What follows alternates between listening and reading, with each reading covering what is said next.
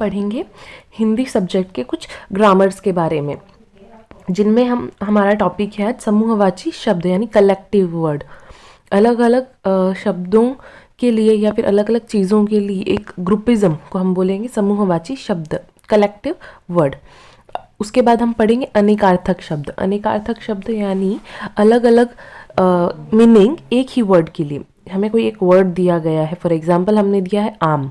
आम किस किस चीज़ के लिए होता है? एक तो ये कोई फ्रूट भी होता है, आम एक फ्रूट भी होता है, फल भी होता है। उसके अलावा आम क्या होता है? आम जनता को भी कहा जाता है, कॉमन पीपल को भी हम आम कहते हैं। इस तरीके से अलग अलग शब्दों के लिए एक ही शब्द का यूज़ होना, और अनेक शब्दों के लिए एक शब्द। बहुत सारे अलग अलग वर्ड्स हैं पर उनको कहा एक ही जाता है। सो वर्ड सब्स्टिट्यूशन, बहुत सारी अलग अलग चीज़ें होगी। अब इतनी सारी चीज़ों को आप लिखोगे या बोलोगे, उससे अच्छा उन्हें जैसे आपकी क्लास में बहुत सारे बच्चे हैं, उन सभी के नाम लेने के बजाय आप उसे 7th क्लास है या 6th क्लास है या फिर 4th क्लास है, तो उस ग्रुप को आप एक क्लास का नाम दे रहे हो। So that's called word substitution. So first of all हम पढ़ेंगे समूहवाची शब्द यानी कलेक्टिव वर्ड्स। तो कलेक्टिव वर्ड्स कुछ इस तरीके से है, उसके एग्जाम्पल्स। गुच्छा। अब गुच्छा किन किन चीज़ों का होता है? अंगूरों, लीची, केले, फूलों, बालों, चाबियों का। इन सभी को गुच्छा बोलेंगे। हम ये नहीं बोलेंगे अंगूरों की लड़ी है, ये लीची का ग्रुप है, हम उसे गुच्छा नाम देते हैं। ओके। समूहवाची कलेक्टिव वर्ड है, बहुत सारे। लीची बहुत सारी होती है, अंगूर बहुत सारे होते हैं, ठीक है। लेकिन पम्पकिन है, पम्पकिनों का गुच्छा, ऐसा नहीं होगा। पम्पकिन एक ही होता है क्योंकि ये बहुत सारे होते हैं एक ग्रुप में, इसलिए हम इसे गुच्छा कहते हैं। जत्था। जत्था यात्रियों का, सत्याग्रहियों का। जत्था मतलब वो एक जगह पे जो भीड़ लगाते हैं, वो उसे भीड़ नहीं कहते, उसे जत्था कहते हैं। गिरोह, भीड़, जत्था, ये है तो लोगों के ग्रुप के लिए, लोगों की भीड़ के लिए, लोगों के ग्रुप के लिए, लेकिन अलग अलग जगह पर अलग अलग वर्ड यूज़ किया जाता है। जत्था सत्याग्रहियों का, आंदोलनकारियों का, सैनिकों का, यात्रियों का, अच्छे वर्ड में यूज़ किया जाए। भीड़ यानी आपको पता नहीं है कि वो क्यों लोग जमा हुए, तब उसे हम भीड़ कहते हैं।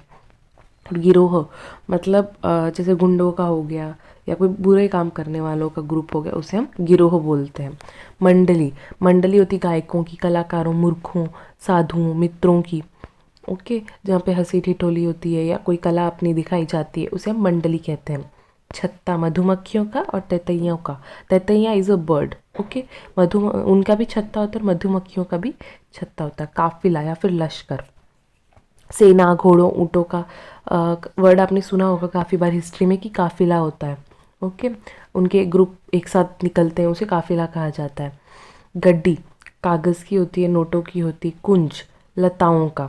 गट्ठर कपड़ों का भी होता है, लकड़ियों का भी होता है, ठीक है।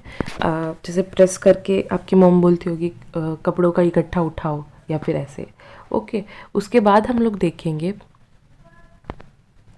हाँ ये वाले आपने खुद रीड करने हैं। हम देखते हैं भीड़, जिसके बारे में मैं बात कर रही थी, मनुष्यों का, भक्तों का। ऐसी ग्रुप हुई हुई जिसके बारे में हमें पता नहीं है कि क्यों हुई है। भक्तों की भीड़ होती है, लेकिन कौन से भगवान के लिए हो रही है, क्या हो रही है, हम इसके बारे में दूर से हम बैठे, में कोई इन्फॉर्मेशन नहीं है, तो हम उसे भीड़ कहेंगे। ओके। देन हम देखते हैं संघ। संघ मतलब ग्रुप, राज्यों का। संघ राज्यों का होता है। ओके। मैंने इस वर्ड के लिए बोला, संघ राज्यों का होता है। झुंड जानवरों का, वृक्षों का। झुंड जानवरों का होता है। इंसानों के लिए हम ये नहीं कहेंगे कि इंसानों का झुंड है, मनुष्यों का झुंड है। मनुष्यों के लिए भीड़, जत्था, गिरोह वर्ड यूज़ किया जाता है। झुंड जानवरों के लिए यूज़ किया जाता है, फिर बहुत सारे पेड़ होंगे उनके लिए यूज़ किया जाता है। ओके। श्रेणीयन कक्षा विद्यार्थियों के लिए, रेलगाड़ी के लिए। रेलगाड़ी में भी आपने देखा होगा कि क्लास 3, क्लास 4, टायर 3, इस तरह के वर्ड यूज़ किए जाते हैं अगर आप ट्रेन से सफ़र करते।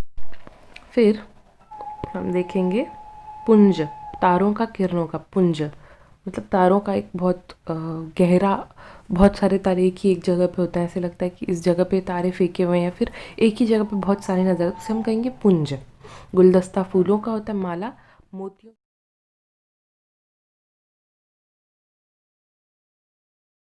Now we will study about अनेकार्थक शब्द। अनेकार्थक शब्द यानी एक ही शब्द के बहुत सारे मीनिंग, एक ही शब्द के बहुत सारे मीनिंग। आम, सबसे पहले हम पढ़ेंगे आम के बारे में। आम साधारण एक फल भी है, और आम का मतलब साधारण कॉमन पीपल के लिए भी यूज़ करते हैं। मैंने आपको सबसे पहले एज एन एग्जाम्पल यही बताया था। देन अंग, शरीर, अंश, शाखा। अंग को हम इंग्लिश में क्या कहते हैं? पार्ट। ओके, अंग को हम इंग्लिश में क्या कहते हैं? पार्ट। वैसे ही हम बोलते हैं ना, हमारी ब्रांच है, यानी हमारे ही ऑफिस का या हमारे ही बैंक का ये एक पार्ट है, यानी उसकी ब्रांच है। ब्रांच को शाखा कहते हैं, ठीक है। या फिर हमारा ही एक ये पार्ट है, तो इस तरह अंश, या फिर शरीर का भी पार्ट है, या फिर एक शाखा का भी पार्ट है। इस तरह इसके बहुत सारे मीनिंग हो गए। अंत, अंत मतलब एक लास्ट टाइम होता है इंसान का, या फिर हाँ चलो एंड हो गया, मूवी का एंड हो गया, या फिर एक रस्सी है उसका एंड है, ये मतलब उसका एक सिरा हो गया। समाप्ति, मृत्यु, भेद, रहस्य, इन सबको हम अंत कहते हैं। उत्तर, उत्तर एक दिशा भी है और एक जवाब भी है। हम कोई आंसर देते हैं, आंसर को हम उत्तर बोलते हैं। और नॉर्थ डायरेक्शन को भी हम उत्तर कहते हैं, और आंसर को भी हम उत्तर कहते हैं हिंदी में। उपचार, उपाय, सेवा, इलाज, निदान। निदान यानी मतलब निदान मतलब हमें कोई परेशान कर रहा है, हम कहेंगे इसका तो इलाज अब करना ही पड़ेगा, या फिर इसका उपचार अब करना ही पड़ेगा। या फिर हम डॉक्टर के पास जाते हैं तो उपचार हमें डॉक्टर करके देता है, यानी हमने एक ही शब्द का दो जगहों पे यूज़ किया, अच्छे काम के लिए, बुरे काम के लिए। नाउ कल हम आज के पहले के दिन को भी बोलते हैं, आज के बाद वाले दिन को भी बोलते हैं। अब अगर आपने कभी देखा है तो समझो आज मंगलवार है, तो सोमवार को भी मैं कल कहूँगी, और आने वाले बुधवार को भी मैं कल ही कहूँगी। या फिर मशीन को भी, यंत्र को भी कल वर्ड उसका समानार्थी वर्ड है। ये जो सभी वर्ड है, अनेकार्थक वर्ड, इन्हें हम एज अ समानार्थी शब्द यूज़ कर सकते हैं। उसके बाद हम देखेंगे, ये वाले आपको करने हैं। उसके बाद हम देखेंगे जग। जग मतलब संसार, एक बर्तन को भी जग कहते हैं, और संसार भी। आपने सॉन्ग सुना होगा, जग घूमया, मतलब पूरा दुनिया देखा मैंने। ओके, सो पर, पंख, ऊपर, परंतु। पर मतलब ऊपर भी होता है, पंख भी होते हैं, लेकिन हम ऐसे बोलते हैं मैंने किया तो था, पर मतलब लेकिन। पर मतलब लेकिन, परंतु, किंतु। ओके, देन हम देखेंगे पट। पट मतलब वस्त्र, पर्दा, दरवाज़ा, स्थान, चित्र का आधार।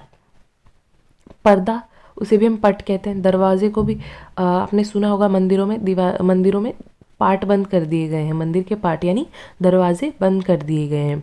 ओके, स्थान, स्थान को भी पट कहते हैं। कोई चित्र का आधार होता है, उसे भी हम यानी कैनवास को, चित्र का आधार यानी कैनवास, कैनवास को भी पट कहा जाता है हिंदी में।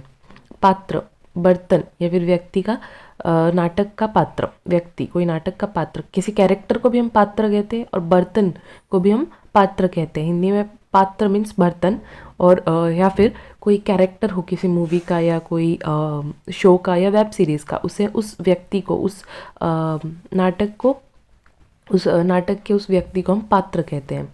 पूर्व, पहले, एक दिशा। जैसे उत्तर का मीनिंग था एक दिशा एंड पहले, वैसे उत्तर का मीनिंग था आंसर और एक दिशा, वैसे ही पूर्व का मीनिंग भी पहले और एक दिशा। पूर्व मतलब हमने सुना होगा हिस्ट्री में, ईसा पूर्व, या फिर भूतपूर्व यानी पहले।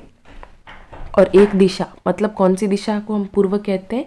इस तरफ जो दिशा होती है ईस्ट, जहाँ से सनराइज होता है, वो दिशा को हम लोग क्या कहते हैं? पूर्व।